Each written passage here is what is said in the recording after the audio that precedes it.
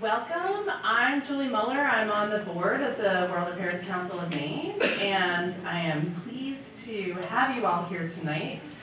Always a timely topic. This is the fourth in our series of great discussion talks, and this talk tonight on Greenland couldn't be better timed. I think when you're an academic, you're always hoping that your field of study is going to be relevant, and then, elections happen, and Greenland's incredibly relevant right now, and so we're really happy to have you here to learn more about it. Before we get started, I'd like to thank some of our sponsors. I'd like to thank Ray Garcelon, Roger Woodman, Bruce and Ellen Rapture, Jim Landau, Robin Ratcliffe, and Bill Hall, and our global benefactor, Coffee by Design. And so I'd like to give a little introduction to our speakers. Charles Norchi is the Benjamin Thompson Professor of Law in the University of Maine Law School. He's a visiting professor in the Climate Change Institute of the University of Maine and the Institute for the Environment at Brown University. He's a fellow of the World Academy of Arts and Sciences, co-chair of the International Institute of Law, Science and Policy in Geneva, Switzerland, a fellow of the Royal Asiatic Society of Great Britain and Ireland, a member of the Arctic Council of the Hague Initiative for Global Justice, and a member of our own World Affairs Council of Maine Advisory Board. Dr. Norchi has published widely on international law, international security, the Arctic, and Afghanistan. Amanda Lynch is the Sloan Lindeman and George Lindeman Jr. Distinguished Professor of Environment and Society, Professor of Earth, Environmental, and Planetary Sciences at Brown University. She's the visiting professor in the Climate Change Institute of the University of Maine and visiting scholar in the University of Maine School of Law. A pioneering climate scientist, she developed the first Arctic regional and climate system model and has published extensively on climate science and policy with a focus on polar regions. Dr. Lynch chairs the research board of the United Nations World Meteorological Organization. Please join me in welcoming them tonight.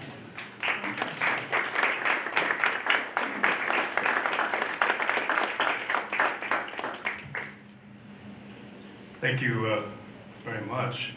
There is such a thing as Amanda and I have discovered, is becoming too relevant in this day and age, in this time. So our topic tonight is Greenland, and how Greenland navigates climate security and American foreign policy. Let me start with an overview of the international system, since we're the World Affairs Council, a group that I'm very fond of. I've served on the board, the advisory board. I fetched up in Maine 20 years ago from the People's Republic of Cambridge. This was the first organization I joined. I felt very much welcome. And it is a like-minded group of people that are concerned and think about the world. We continuously try to educate each other and learn from one another about the world. Well, the international system, where do we begin? Before I became an international lawyer, my field was international relations for such a long time. The two are intertwined, no more so than the present. But let's go back. Thucydides. You remember the history of the Peloponnesian Wars. We actually have a classic scholar here in the room somewhere. You could probably, I'm sure has read it in the original language. Relations among states, Thucydides wrote, in which power is crucial, cannot be guided by the norms of justice. Without a common authority to enforce order, independent states can survive only when they are powerful.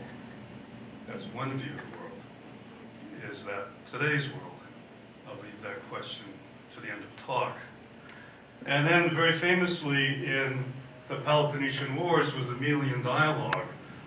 The Melian Dialogue, where the Spartans tell the Melians, the weak do what they must, the poor do what they will, and then they slaughter all the Melians. Are we in a world characterized by Thucydides, by Thomas Hobbes? Is life nasty, brutish, and short?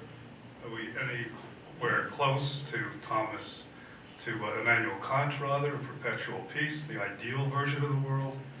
These are the kind of big philosophical questions that we think about when we think about the context and the nature of world order as it is expanding. And the Arctic is an interesting optic into some of these larger questions. So there's the Arctic. You will note it is an ocean surrounded by land, as opposed to the Antarctic, the other pole, which is land surrounded by ocean. What this means is that there are numerous nation states that have interests, that have claims, the kinds of interests that a state would have, going back to what was pre-nation states, plus the Thucydides and onward. And there are multiple states. Some are literal to the Arctic Ocean, some are Arctic states, but not literal. Arctic states, indigenous peoples, international and intergovernmental organizations, polar capable states that have claims and demands in the Arctic. Think about China, India. Corporations involved in shipping, tourism, the extractive industries, universities and scientific societies. We used to have something called the National Science Foundation, where we used to fund all of our work in the Arctic. We'll talk about that in the Q&A. Particularly Professor Lynch, who's a physicist. I'm a legal scholar. She depends more on these major grants than I do, but it's affecting all of us who do research in the Arctic. Sorry. And a subset of Arctic international relations is something that we teach at the law school. University of Maine School of Law has the only Arctic law program in the United States. So it's a signature program. Arctic law is that confluence of international agreements known as treaties, state practice, customary international law, various tribunals where disputes are heard, International Court of Justice, Tribunal for the Law of the Sea, national laws and regulations, and the various laws of the indigenous groups. And because the Arctic is an ocean surrounded by land, there's really only one treaty that applies to the whole region that everyone agrees upon, even the United States, and it's called the United Nations Convention on the Law of the Sea. There was a lot of talk for a while about generating an Arctic treaty, and that idea was spawned because there's an Antarctic treaty. And the Antarctic Treaty means that all of the governments, the states, many of them that have claims to the Antarctic territory, those claims are metaphorically frozen. And so everything that happens there is governed by one legal system, so that's nice and neat. Our law school has an exchange program with Tasmania University School of Law in Tasmania, which has the best Antarctic program in the world, and we send students back and forth so they can get to know both poles. But they're different. So the only one legal instrument that is common to all the Arctic states is the UN Convention on the Law of the Sea, in a place called Ulasat, and we have somebody in our audience who has sailed at Ulasat. 2 people. The Arctic 5, so the 5 Arctic states that are literal to the Arctic Ocean, there are actually 8 Arctic states, but only 5 that are literal to the Arctic Ocean got together in the Ulasat. They said, none of this talk about an Arctic treaty. We've got a treaty, it's the UN Convention on the Law of the Sea. We're going to stick with that. We don't need another overlapping regime. So today, it's this maritime sense, regulations, the international law of the sea, that really, really is pertinent to the Arctic. Is the United States a member of the UN Convention on the Law of the Sea? No. No. Do we abide by it? The answer is yes, because to the extent the convention is actually, I should say, simultaneously customary international law, we abide by all those provisions, so freedom of navigation, etc., many, many provisions of the treaty that the United States does abide by. But it has not gone through the advice and consent process of the United States Senate, which would provide consent to the executive branch to ratify. And with that, what is Arctic amplification? Somebody must know. So Charles has given you the kind of, I guess, the overarching context in which we find ourselves now. And the situation that we find ourselves in now in the Arctic is a context of very rapid change across a number of dimensions. And that idea of rapid change has come to be known as Arctic amplification. It's this idea that other changes that we're seeing on the rest of the planet are amplified in the Arctic so that they're occurring faster, they're occurring at greater magnitudes than similar trends in other parts of the world. And this is something that's certainly true with climate change. So I got into studying climate change back in the late 80s, early 90s. I had an advisor who said, find an untended garden. Find something that nobody is really talking about, they're not really looking at, and that way, you know, you can really have a big impact. And so I thought, well, nobody's really looking at this thing called anthropogenic climate change, so maybe it's going to be that. And so, as Charles noted, it's the curse of relevance is upon us. And one of the things that we understand about climate change is that because of the physics of the system that I won't get into here, the signal of climate change is amplified in the polar regions and most particularly in the Arctic. And so we saw, even back in the late 90s, we were seeing very strong signals of change, such that working with Indigenous people and governments at that time, you didn't have to talk about whether climate change was real or not, how soon it would happen, because it was there already. And so that rapid and intense change is causing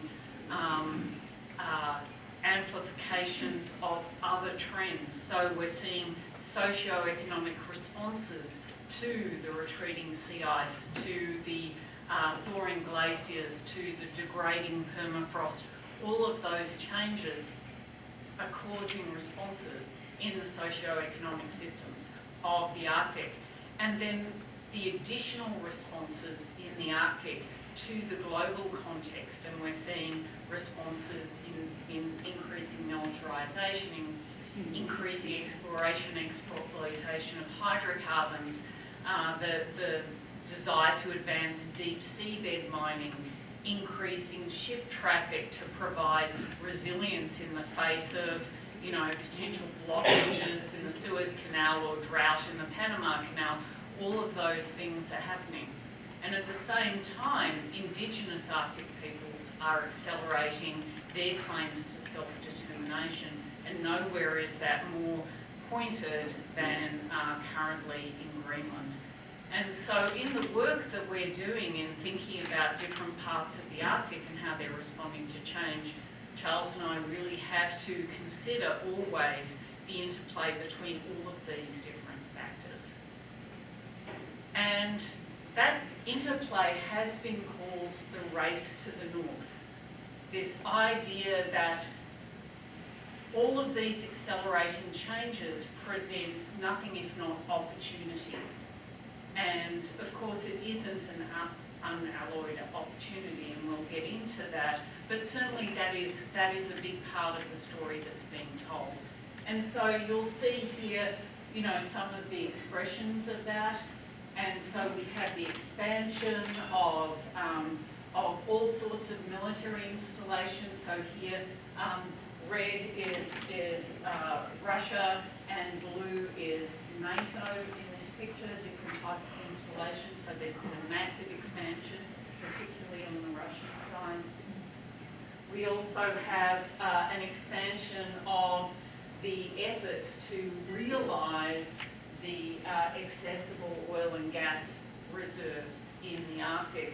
And in that, Norway has been a particularly strong player because of their technical expertise in accessing these reserves in this harsh environment. But with all of this, of course, there are all sorts of overlapping and conflicting claims to territory, and this is part of the complexity of having an ocean surrounded by land there's openness to those kinds of changes. And there are also many special areas, for example, Svalbard, that are covered by their own particular treaties. And so in this context, this idea that it's warmer and there's less ice and there's less snow, that starts to seem very attractive with this idea that navigation is going to become routinely accessible even without icebreaker capability. And so there is this posited over-the-top central Arctic sea route that would complement the northern sea route, which goes along the coast of Russia, and the Northwest Passage. And so the question is, you know, is this central Arctic sea route an enabler for all of these other activities? Will it relieve pressures on other parts of the system globally? Or is it a false promise? And what's the time frame on that assessment? And so it's very complex, a lot of different things interacting, and tonight we're going to focus specifically on Greenland. And so Greenland, which has a population of around 57,000, most of those people are Inuit people. There's also, relatively speaking to the other non-Greenlanders, a large number of Danes. Fairly low GDP growth. All of the settlements in Greenland are coastal, and that becomes very important when we're thinking about the retreat of sea ice and the potential for all of these shipping routes, because this is a maritime country. That's how it operates.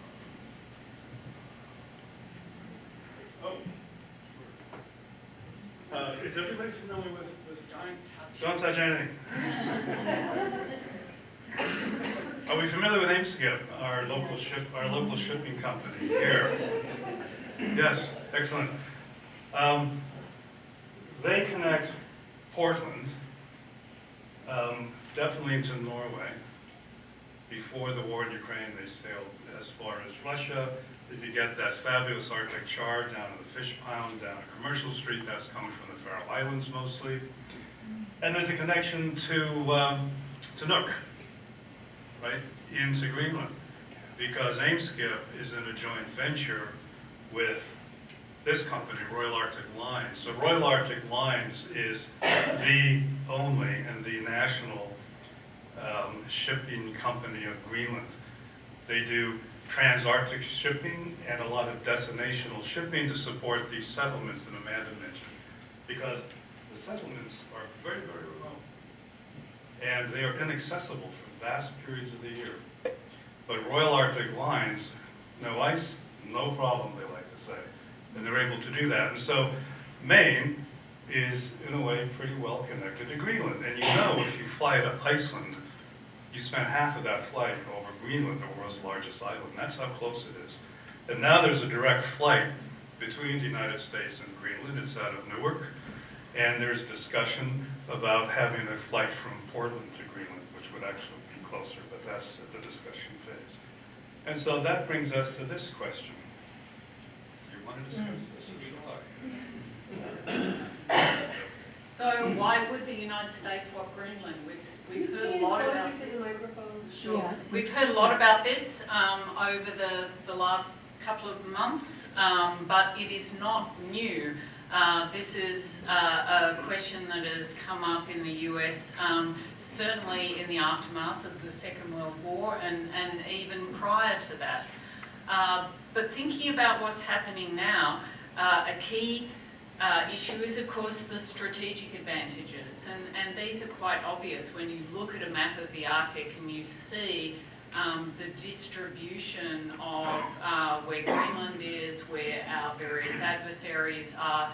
Eyes on the Arctic, particularly as shipping opens up, and other forms of navigation, strategic presence, eyes on the Arctic is critical for the US. And so that's a key advantage for the US in the context of Russian militarization, and then also the aspirations of several polar capable states, particularly China. But another large part of this is, of course, the hydrocarbon reserves. That this is a country that has, and this is a USGS estimate, 83% of the size of the Alaskan oil reserves, 67% of Alaskan gas reserves, so significant hydrocarbons. Along with that, also there are significant mineral reserves. There's uranium, which is something that is of interest in part of a transition to a carbon neutral economy, may include the use of nuclear reactors, for which we need uranium. And then also rare earth oxides of various types, which are also absolutely critical for the carbon neutral transition for things like electric cars and batteries and things like that, but also for a lot of our military equipment makes use of these kinds of rare earth minerals. And of course uranium and rare earth very often, not always, coincide. And then you have other things, rich fisheries. Our fisheries here in Maine are shifting northward. Where are they going? In part into Canadian waters, also into Greenlandic waters. And so access to those fisheries reserves is also an important renewable resource. So part of the strategic advantage is, of course, the space base, and this is our eyes on the Arctic. Yes, so the United States had a long security history with Greenland, certainly during the Second World War. During the Second World War, Greenland was Danish. By the way, Greenland had been Norwegian until 1933, when Norway lost it in an International Court of Justice case. At that point, it was the Permanent Court of International Justice under the League of Nations. So then it became Danish, fully Danish. During the Second World War, Denmark falls under the control of the Nazis. Roosevelt does a negotiation with the Danish representative, Ambassador Kaufman in Washington, D.C., who probably acted absent the authorization of his principal, Denmark. And a deal was made to begin building military bases for the United States as part of a war effort to get materiel to Europe. That's how far back that relationship goes. And there have been attempts and discussions about acquiring Greenland for monetary purposes for gold, even before then and since. So the former Thule space base, which is in northern Greenland, has been renamed the Patuxent base, Patuxent for the indigenous area, because when Thule was built for the Americans, the Danes just picked up all the indigenous people and just moved them away.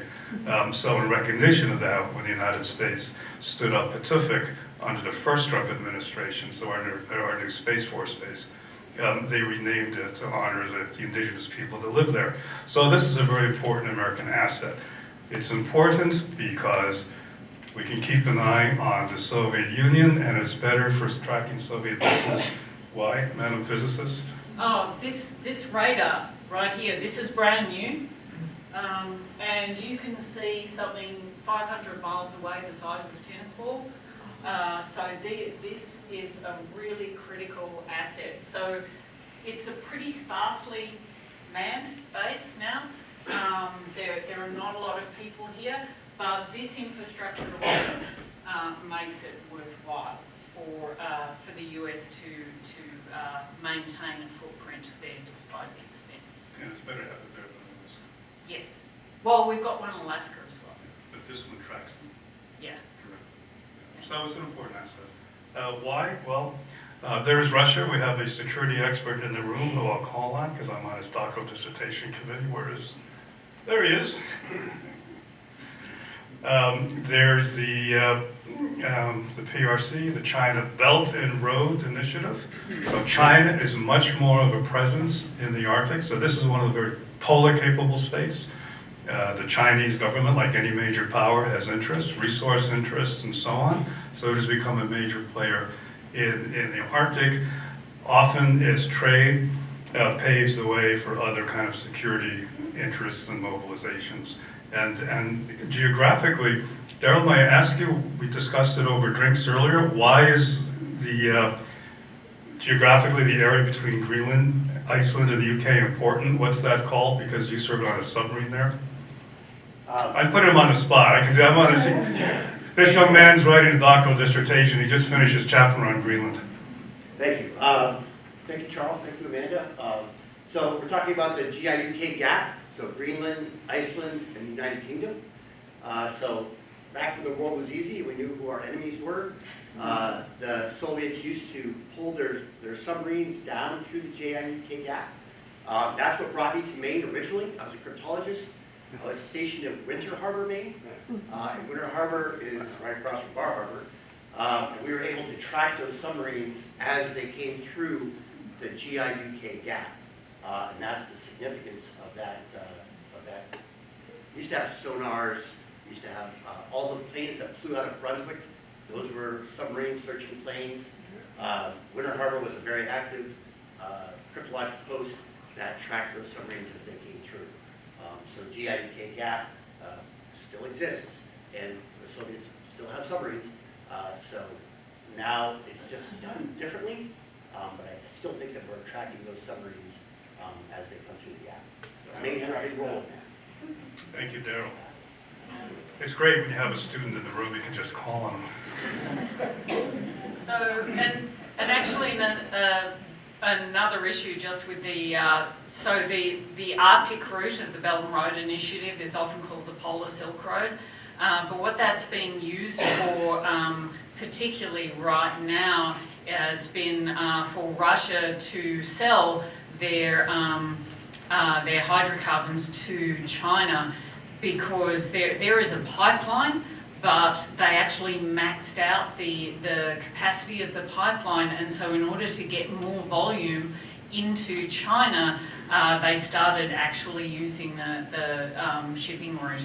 And many of the ships they're using for that in order to maintain the flow of, you know, oil one way and rubles the other, is to use ships that are not polar class vessels, and if we have time we can get into polar code issues, but that's a thing as well. So climate change for Greenland is not the big negative that you would consider for, say, the United States, where, you know, there is very little good news, sorry to say, for the United States in anthropogenic climate change. For Greenland, it's a much more complex question, because, you know, one of the things they're thinking about is, you know, this is actually Uminut, this is my field site where we were actually kind of testing how cruddy the ice was up there. Although we were still out on the ice, this is actually ocean, there's water down below. But, you know, the idea of that becoming this is another of our sites. This is where Charles and I have done field work together in the southeast. And so the idea of landscapes like this turning into landscapes like that is not necessarily a bad thing for Greenlanders. But as with everything, it's complex. So certainly on the positive side, retreating ice on land, so that's the glaciers, the ice sheet, it unlocks more usable territory. There is opportunities for infrastructure development, expanded agriculture, and even forestry is being discussed. So there's just going to be more land, more space. Retreating ice at sea allows for enhanced maritime access, and recall that we said this is a maritime nation. This is how these communities access everything they need to live. This is how exports happen. This is how communications happen. There are some communities that actually have issues with getting high quality water that need to get it by ship. So it's critical for them to have that maritime access. Possibly expanded fisheries, as I noticed, because the fish stocks are moving north, and extended tourism seasons, and tourism is becoming an increasingly important industry for this country. But with this thaw comes other things. One is an increased risk of landslides. So if you have land that is not covered with ice, but it has permafrost underlying it, and that permafrost degrades the land, becomes quite fluid, and so you can get massive landslides. If there is an ice sheet or glacier over the land, they can crack and fall off into the ocean.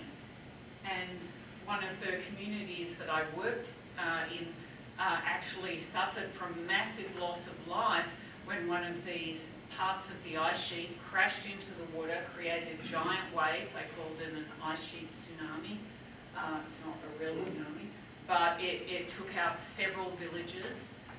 There were quite a few people died, and many orphans who ended up in the orphanage in Umanak, where I worked with them, and on education projects. So that's a serious issue. Also, toxic waste release. With the US's long history in Greenland, we left a lot of stuff behind. And not all of that is well documented. Some of it is radioactive. There are certainly persistent organic pollutants. A lot of that was locked in the ice and deemed safe, but it's now the ice is thawing and it's being released.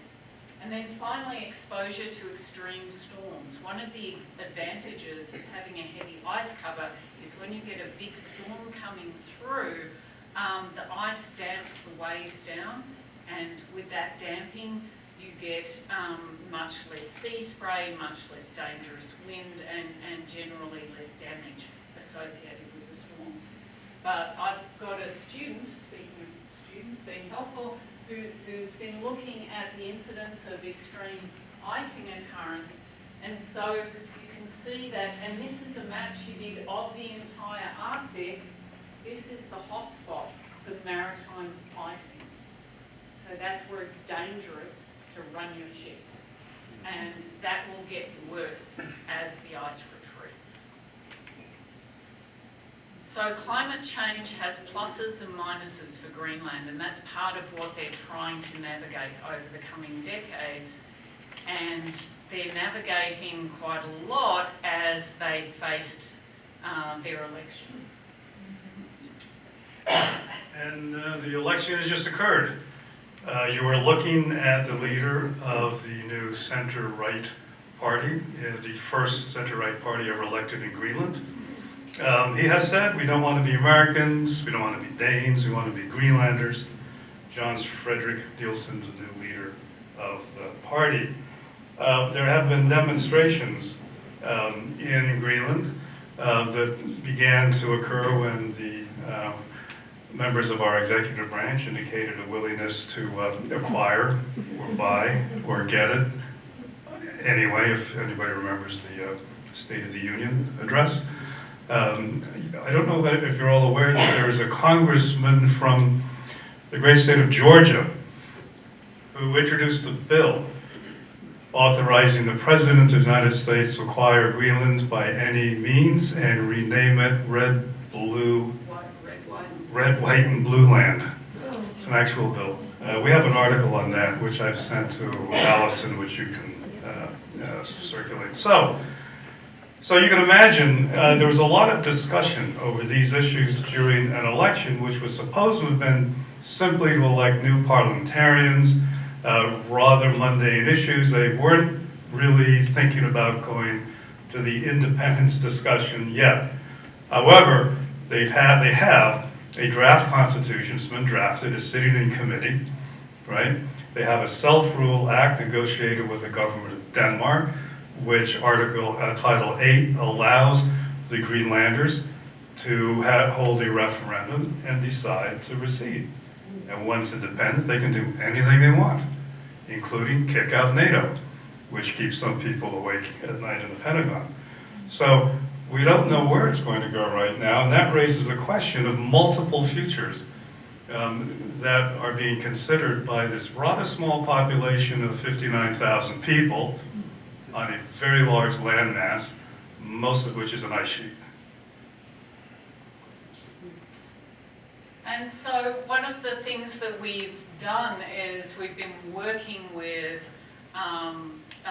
members of the government, leaders in various intergovernmental organisations, shipping companies, corporate executives across shipping companies, hydrocarbon and mining companies, some fisheries, and some Indigenous leaders of Indigenous organisations, to talk to them about how they would envision different types of futures and what they might entail. And so these are some of the ideas that they've been thinking about.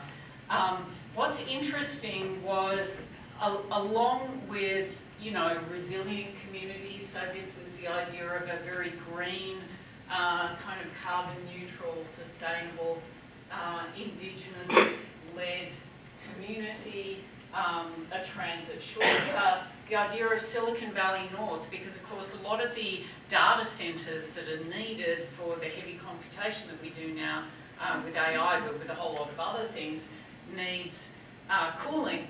And so it's actually a lot cheaper to have a data centre further north, where you're not spending as much money on cooling. And Greenland has a plan for hydroelectric installations as the glaciers are melting. Again, double-edged sword of climate change. You can get hydroelectricity to power a data centre that doesn't need so much cooling. That becomes a really important nexus for economic development. Deep blue, the idea of investing in fisheries, going for broke, heavy increase in extractive industries, the development of tourism, including ecotourism. And then this came up, even though this was actually before the Russian invasion of Ukraine, geostrategic spill, the idea that there would be growing tensions that would spill over into Greenlandic activities. And so these are not mutually exclusive. They could do many of these.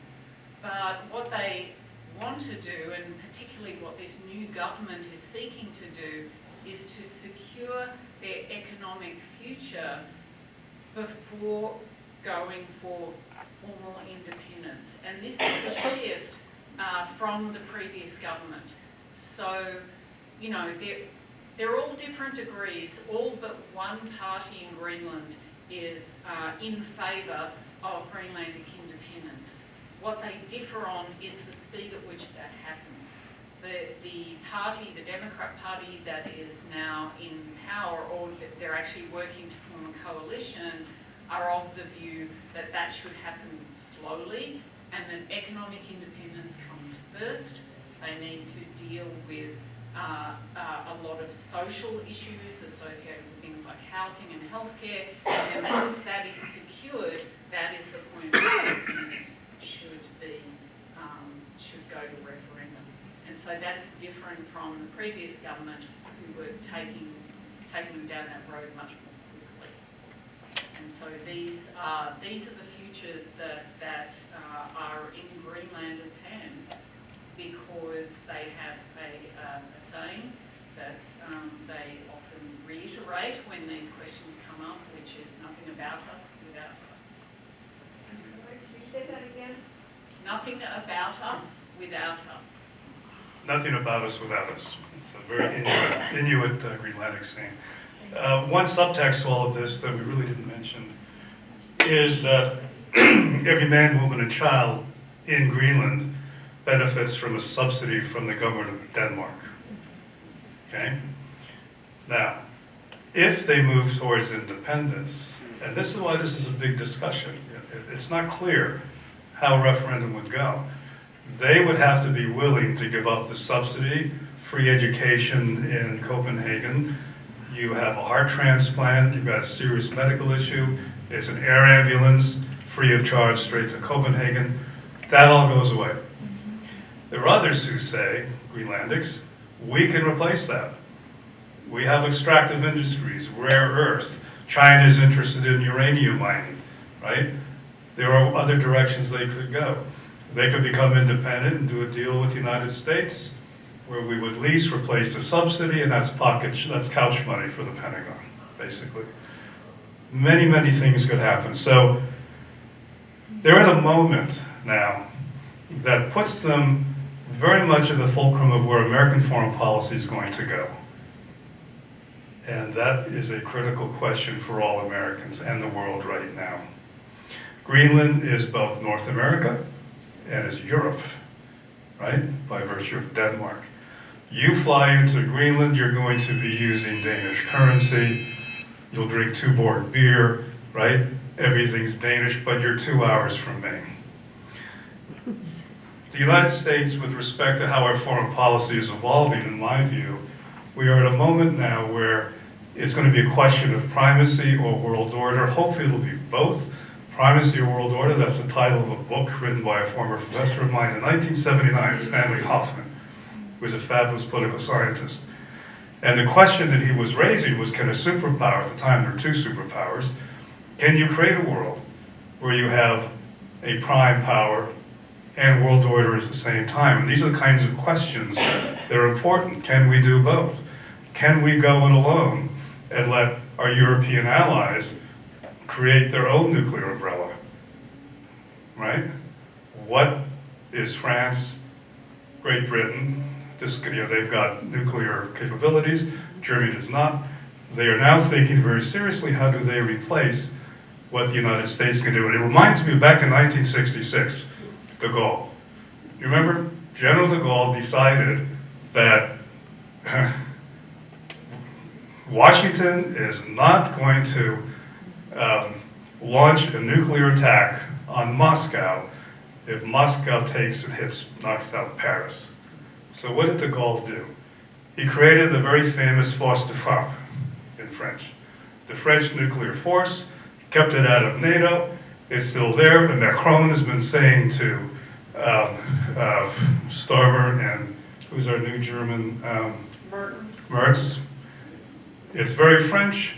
It's ours, but we can also make it comprehensive. These are the kind of discussions now. And we're now looking at the possible recalibration of a war that many of our forebears fought for during the Second World War. Bretton Woods, all the public order, the international legal organizations, many of which are created right over the border in New Hampshire, Bretton Woods. That is all in question right now. And these are the kinds of issues that our children and children's children, and maybe ourselves for the next few years, will be facing and thinking about. With that, we'll take any questions.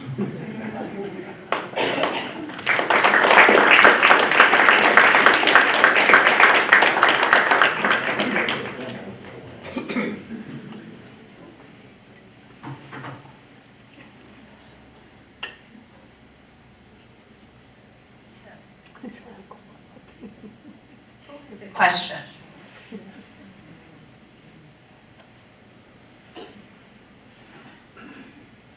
This is Peter Plum. When we were in the Disco Bay area sailing around there, we learned that Bill Gates and some of his billionaire buddies were already starting to drill on Disco Island for whatever they could find there. My question is, who makes that deal? Who lets them do this? And what kind of arrangements have been made with independent people or with governments? Is it done through Denmark? Is it done through the Greenlanders themselves? Where are things at there? Peter, what year were you there? 2022. Greenland would have made that decision.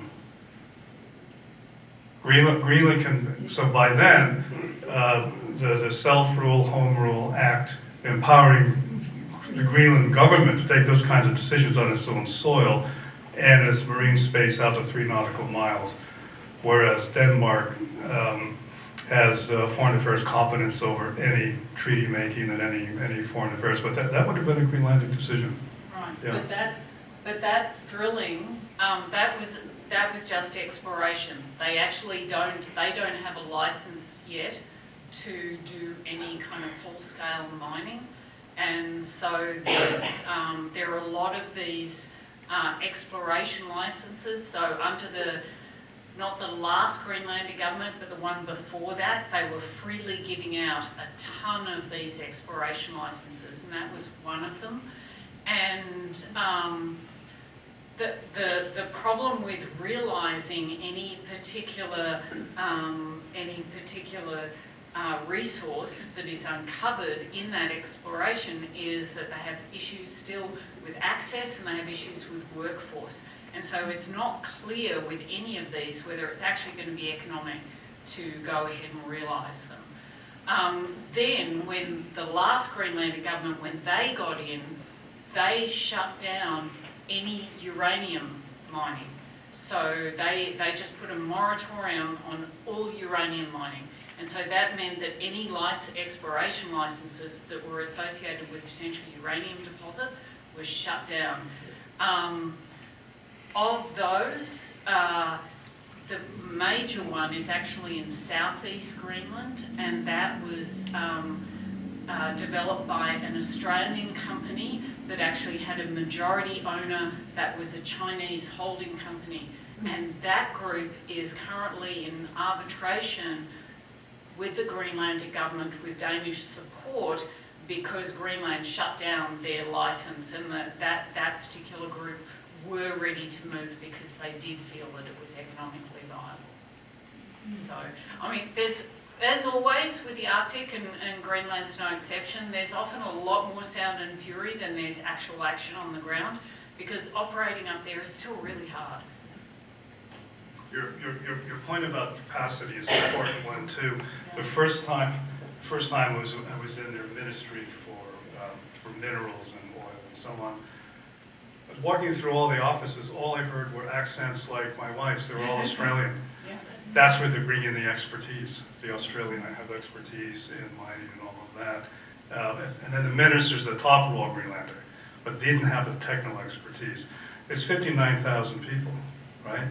They just don't have the people power to pull a lot of this off. What's the average income up there? And if we take them over, are they all on Medicaid? I'm not sure the average income, but it's not a lot, but it's all subsidized. I mean, it's Medicaid, basically, in the Danish sense. Yeah. Questions? Okay. And please state your name when you ask a question.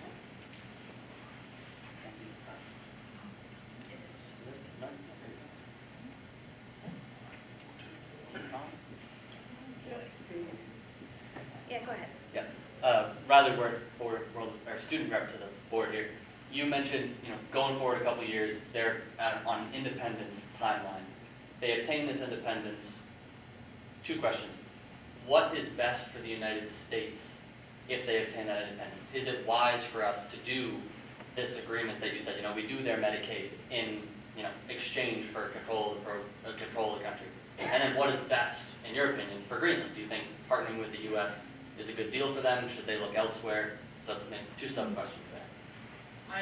So my immediate response to that, and I think it's been our position all along, is that's for Greenlanders to decide, and it's not for us to judge. And one of the things we've learned over a long period of time working with many Indigenous groups is that not only is it not appropriate for us to kind of voice opinions about what they should do with their country, it actually hampers our capacity to work with them as honest brokers if we have a particular view that we push.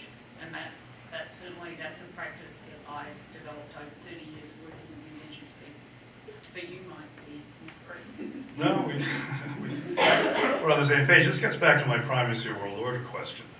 How important is it to have a public order of the world community that works for everybody, so we don't have chaos, so we have predictability in markets, so we don't worry about nuclear weapons going astray? To do that, you need friends, you need allies. You need treaties. A treaty is a public contract among nation states. If they may not, if Greenland does become independent, that means they've got treaty-making power, the power to enter into power relationships with other nation states. They would join the United Nations. They could make their own decisions. And you talk to most Greenlanders, they'd love to be closer to the United States. They're the ones who've been asking for years to have direct flights from the United States in. So they're going to be friendly. But I don't think we want to make them unfriendly or not predisposed towards working with us. And I don't think we need to treat them, I think it would be helpful to treat them as the Philippines in the bygone era. 2-second One follow-up. one of the things that Sarah Olsvig, to give you an idea of what their thinking is at the moment. Sarah Olsvig, who's the chair of the or executive director of the Inuit Circumpolar Council, but she's a prominent Greenlandic politician, was a parliamentarian, and when this was put to her, she said there's no such thing as a better colonizer.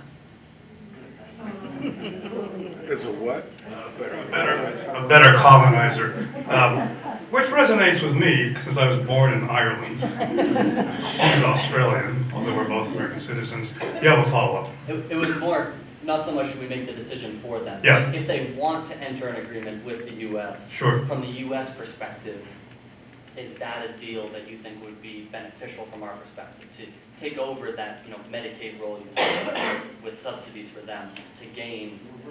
Yeah. I think if it's something that they wanted, it would work well. I don't think they want to be part of another country, though, but there are ways of doing it.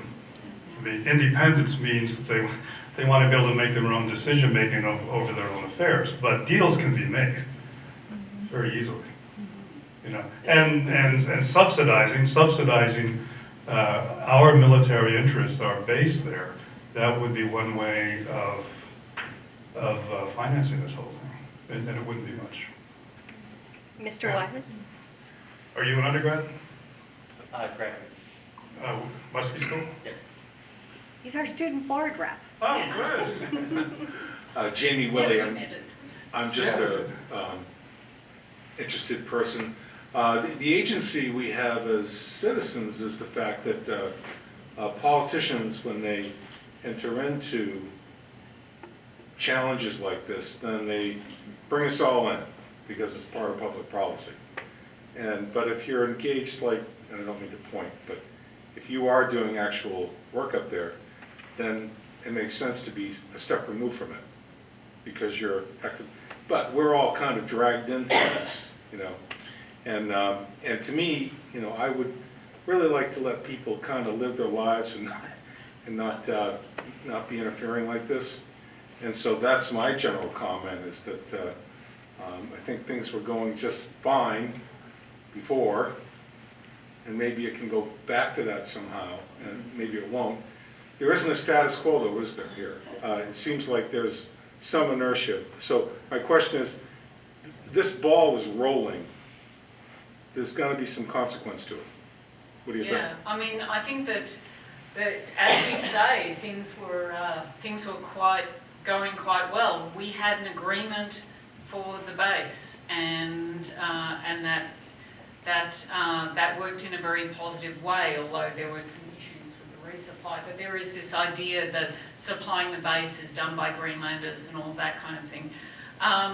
The Tambreys rare earth mine in southern Greenland, it doesn't have uranium. This is one that's just rare earth. That was sold preferentially to an American company called Critical Metals Corporation, as opposed to a Chinese company. That a negotiation ensued where the American company actually paid less, and that was a deal that was done. And so, this is a country, Greenland, that is really interested in doing deals. And I think it would be useful for us all to remember that that's a capacity that we have. We don't have to own stuff. And just following up with this gentleman's comment, they also like to be left alone. Yeah. You know, if you get a chance to go to Greenland, then both of us would certainly recommend go there, see it before it gets overrun. The people are lovely, they tend to be a little quiet, but they're very welcoming, very open, very happy to show you their traditions. You could come across people in a settlement and they just slaughtered a seal and they'll offer you raw seal blubber to eat.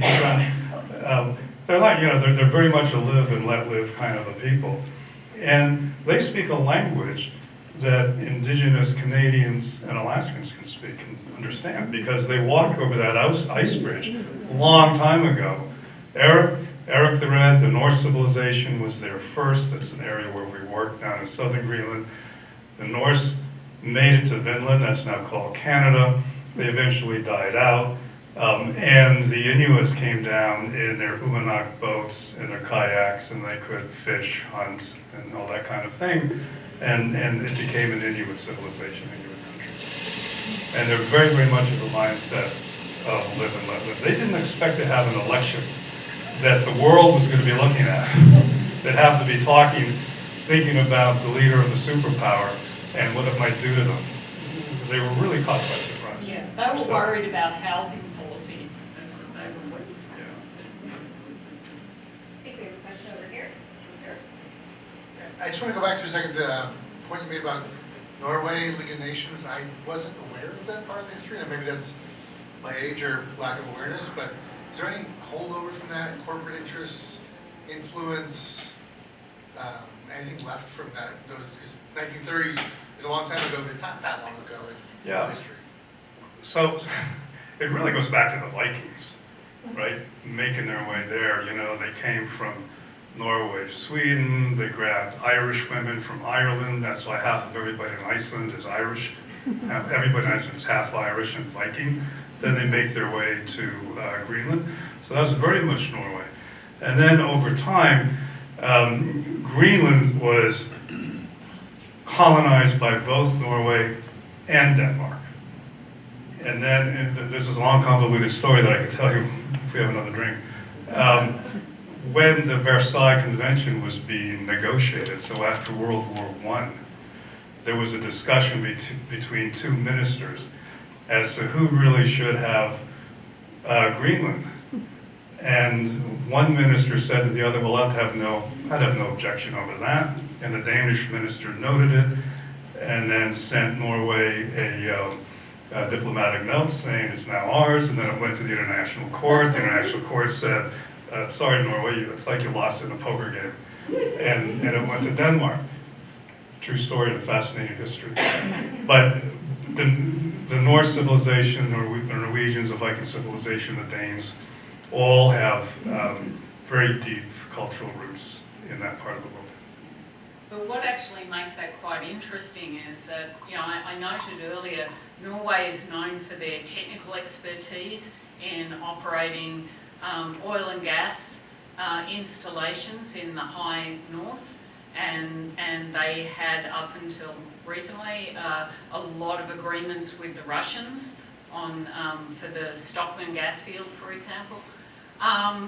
But for mining in Greenland, what we see is a lot of Australians. We don't actually see that many Norwegian engineers in that space, and that's kind of interesting to me, and I haven't teased apart what the cultural dynamic is going on there. Mr. Lee? I've been that part of the world a few times, and I don't know if you're aware of Murmansk. Yes. And it's one gigantic Soviet naval base. Yeah. Yes. And that's the closest thing to military base that will dominate that area. Yeah. And there's nothing between that and us. Yeah, so that's where most of the Russian nuclear submarine fleet is. So the Northern Fleet, which is why the United States is moving that aspect of our nuclear triad up that way as fast as possible, it's because of Murmansk. But we have a field site up there as well. Actually, we haven't talked about Norway terribly much here, but yeah, we've been doing some work up there, and particularly looking at the cross-border relationships. And it's going to be very interesting. We didn't get into this, but the primary governmental organization in the Arctic is called the Arctic Council. So what is the biggest Arctic state? Russia. Russia has most of the Arctic, right? Followed by Canada, Denmark, by virtue of Greenland, and then the United States. So since the invasion of Ukraine, Russia has been ousted from the Arctic Council. So a lot of the international legal agreements that have to do with search and rescue, oil spill, all these kinds of very, very important aspects of operating in the Arctic have kind of been withered.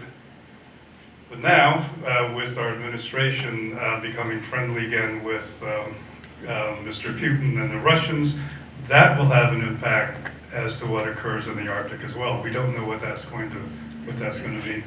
Portland has a sister city in Russia called Archangel. Does anybody know about that? Yeah. So Archangel has an Arctic law program.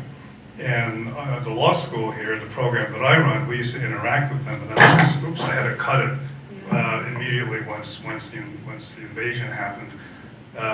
So, yeah.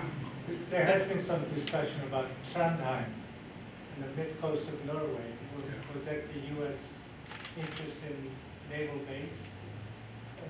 Yeah, they talked about that. They talked about Narvik as well. So, but then, you know, Buda, they had a NATO base and that was shut down. So it's all very much in flux. I mean, like everything. But an interesting thing with Murmansk and the Northern Fleet there is that they used to get all of their ship servicing and maritime services over the border in Kirkenes up until the war in Ukraine. And so now all of that, and again, Norwegian technical expertise was being used. And now that's shut down as well. So all of these relationships that were built up over long periods of time that work very well are all changing, and it's not just what's been happening in the US, it's actually since the invasion of Ukraine. Ms. Hester? You mentioned China's interest in the Arctic, not technically an Arctic nation, but likes to call itself Arctic adjacent. United States, Denmark, NATO, not real thrilled, I would imagine, to have the Chinese coming in with their polar Silk Road. But my question is, how do the Russians feel about it? Of course, you know, China and Russia have become very buddy-buddy recently, you know, standing together against the West. But are the Russians not happy to see the Chinese increasingly in the Arctic, or are they figuring they can do a deal with them, or how do they feel about it? So we actually work on this, and we published an article on this. So you've got three routes, right? We've got the Northwest Passage, which Canada seems to believe it's in internal waters. Legal position of the United States is no, it's not. They're international waters. The over the top is not navigable fully yet, at all really. But then you've got the Northern Sea Route. So the Northern Sea Route, that's the Russian route. And ice comes into this. Well, yeah, so the way climate change is manifest in the sea ice of the Arctic is that it's evacuating preferentially on the Russian side and it's piling up on the Canadian side. And we understand why that is. And so what that means is that that's one reason why the Northern Sea Route is so routinely navigable. And so now, particularly because of this strong trade between Russia and China, because that's all, they're the only people that they can trade with, essentially, they are open arms. So China is running all sorts of ships, some not polar capable, along that route to maintain that very strong trade relationship. And they're not. So when we were interviewing some shipping company executives before the war in Ukraine, they said, you know, we're not worried about icebergs, we're worried about icebergs of Russian paperwork. So there was just, you know, the tariffs and the icebreaker escorts and all of the things, the pilot, everything that you had to do in order to operate on the Northern Sea Route was very complicated. But they've waived all of those requirements for China. So they're very happy. Just to follow, It's a good question. just to follow up on that though, where are the Chinese ships going? They're going up along the Russian coast and then back down Yeah, around? and then down the Bering Strait and then back. But where are the ships landing?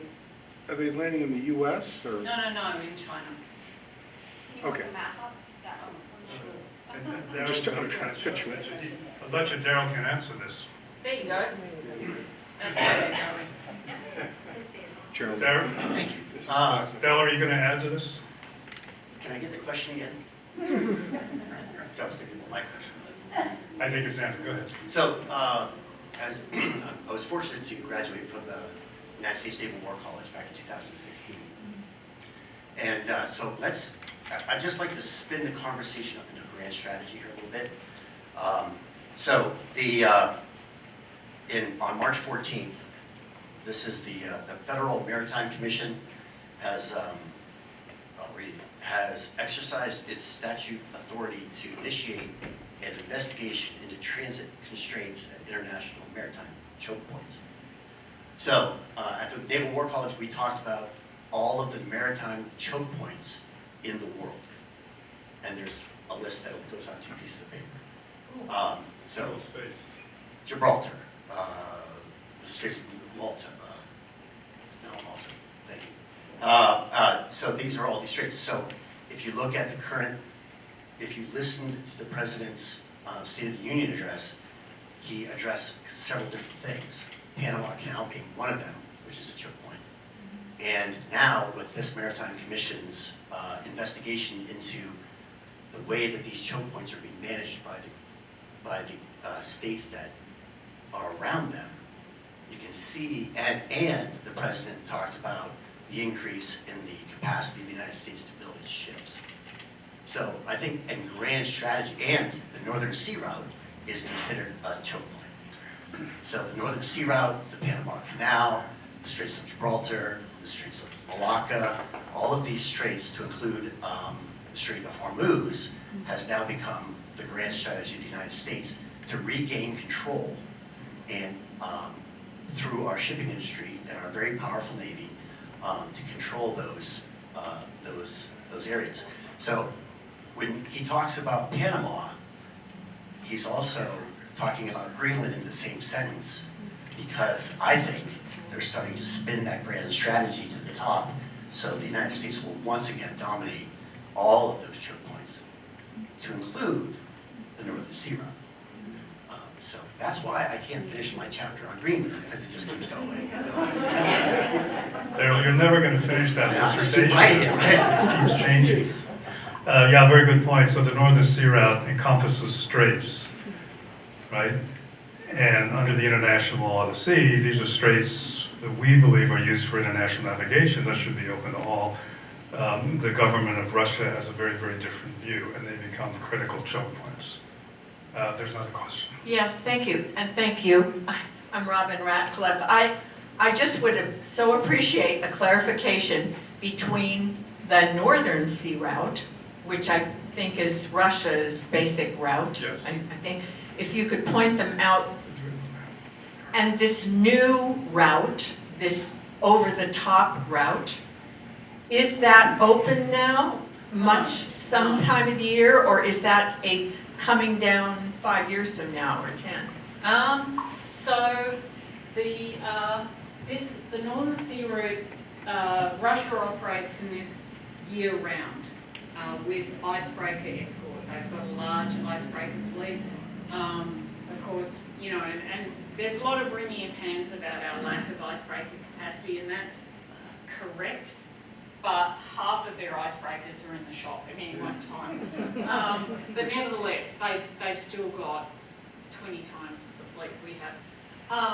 So this can be operated year-round with icebreaker support, but it's routinely open to open water vessels several months every year. It's not quite economic for large-scale shipping, but it's probably, 10 years away at most. The issue is less to do with the ice and more to do with satellite, GPS, and emergency management facilities. So all of those are very core up here. And it doesn't matter if there's no ice, if you don't know where you are, and if you have an accident, there's no one there. So that's going to be true for a long time, yeah. But nevertheless, you can get through this, that's fine. The over-the-top route, the modelling that we've done suggests that this would be navigable for enough of the year to be economically viable by around 2055. That's kind of the consensus. And what's interesting about that is some of our modelling actually showed that there's a really nice route that actually takes you around Greenland, which is important for them. So this one over the top of Greenland towards Iceland is so where the ice is clear rather than over here, there's also a route that could be possible by around Greenland. And economically viable means it might be open 6 months of the year? What the operators told us was if they could get 90 days of reliable shipping, that was enough for them to be able to plan a season. So that's an important point. So it's the climate change, the sea ice, and it's the economics of shipping, right? And the size of the containers that they can put in because they're not using Panamax-sized containers. It's all a little bit different. So the economics has to work for the ship owners. Okay, I think we have time for 2 more questions if they're brief. Mr. Rapture? Hi, Bruce Rapture. And I have a question. The people of Greenland, there's 57,000 of them. Is there any kind of a technocrat class there? Because soon this is going to be an issue. There are a few. It's small. They're all women, and the reason they're all women is cultural, because the men typically are they prioritise being out on the ice and shipping and hunting walrus and that kind of thing, and so intellectual work is considered culturally to be women's work, and so the technocrats that do exist, that's all class are women, and mostly either in the government building in Nuuk or at mining companies or at the University of Greenland. Tiny. Yeah, the University of Greenland, we have the law school has an exchange relationship with the law program there, so we get there quite a bit. They're mostly women. Many of them have children, and the men are out doing men work, manly work stuff. Not a lot of men, interestingly enough, culturally. So then you go to the ministries. Who's doing the governmental work? It's the people who graduated from the university. Now there are a number of them who get educated in Greenland and go to Copenhagen, but it's a very, very good question. Is there a technocratic class? And I would say barely. Sounds like a nice place to go. 2 hours, maybe 10? My name is Meg. I have just one question. Why would the Greenlanders want to secede from Denmark? It seems like a pretty good situation, with all the subsidies and the access, being part of the EU, having the benefits of, being part of Denmark. So, can you answer that? Yeah, let's both answer it. First, I would say not all of them want to leave or become independent. It's pretty divided. I think that given the international political environment, particularly emanating from this country, they're thinking more about independence, more of them are than they have been before. But a lot of them will say, the Danes, they're kind of our cousins, they've been our colonial fathers and mothers, we've got a good relationship. Others think not. They really want to be on their own and be independent, as many peoples do. What is your take?